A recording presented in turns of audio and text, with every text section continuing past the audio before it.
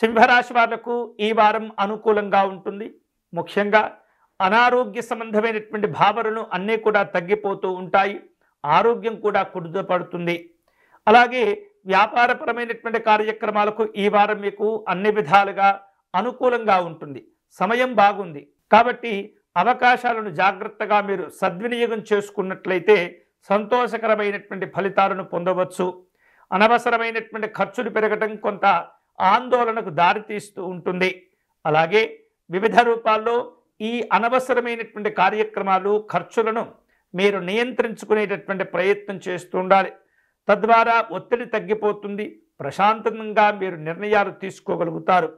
ఉద్యోగపరమైనటువంటి అంశాల్లో ఈ వారం ఈ సింహరాశి వాళ్లకు అనుకూలంగా ఉంటుంది. సాఫీగా జరిగిపోతూ ఉంటుంది. ఆశించిన చేపట్టిన కార్యక్రమాలన్నీ కూడా ఒక విశేషంగా పూర్తి చేసుకోగలుగుతారు.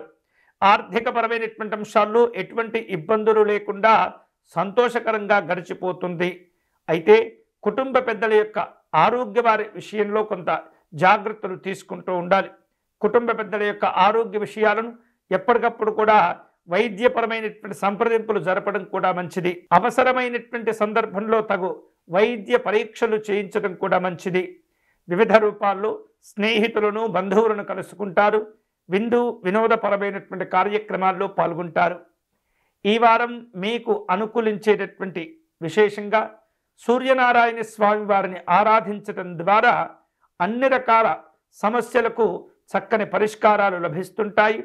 మానసికమైన శారీరకమైనటువంటి ఉద్యోగ వృత్తిపరమైనటువంటి అంశాల్లో ఎదుర్కొంటూ ఉన్నటువంటి ఒత్తిడికి కూడా ఈ సూర్యనారాయణ స్వామి ఆరాధన మీకు చాలా ఉపయోగపడుతుంది. సూర్యాస్తకమును పారాయణం చేయటం కానీ ఆదిత్య హృదయమును పారాయణం చేయటం కానీ చాలా విశేషమైనటువంటి శుభ ఫలితాలు పొందవచ్చు.